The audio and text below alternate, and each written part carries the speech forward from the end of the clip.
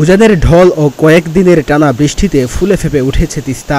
লালমনিরহাটের হাতীবান্ধা উপজেলার ব্যারাজ পয়েন্টে নদীর পানি বিপদ সীমা ছুঁই ছুঁই করছে। প্লাবিত হয়েছে নদীর তীরবর্তী নিম্নাঞ্চল। পানির চাপ কমাতে তিস্তা ব্যারাজের ৪৪টি জলকপাট খুলে দিয়েছে কর্তৃপক্ষ।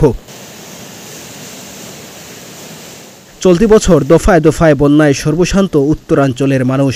পঞ্চম দফায় বন্যায় লালমনিরহাট জেলার পাটগ্রাম, হাতীবান্ধা, কালীগঞ্জ, আদিতমারি ও সদর উপজেলার পানি ঢুকেছে। এতে পানিবন্দী হয়ে পড়েছে ৩০,০০০ মানুষ। তিস্তার বাড়ির বন্যাতে আবার ঘর বাড়ি সব তলে গেছে, অটো সব তলে গেছে। খাওয়ার কষ্ট, রান্না করতে পারছি না। আমি বাড়ি ঘর দিয়ে পানি দিচ্ছি, আমি ভাত দিবার পাইনি, একজনে ভাত দিচ্ছি তাকে খাইলে চুলে চুলে ব্যাগ তলে গেছি।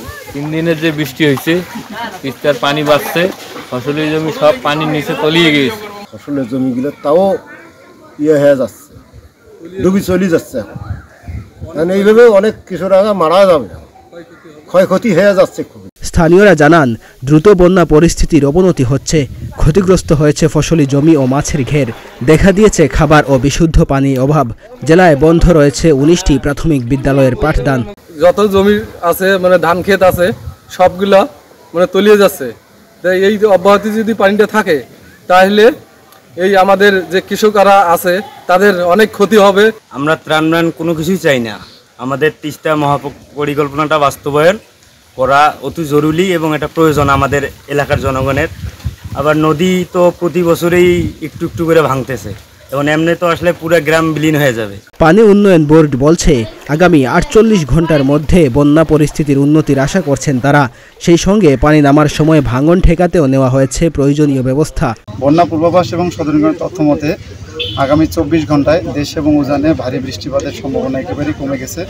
সেক্ষেত্রে আমরা বলতে পারি সামনে আর পানি বাড়ার কোনো সম্ভাবনা নেই।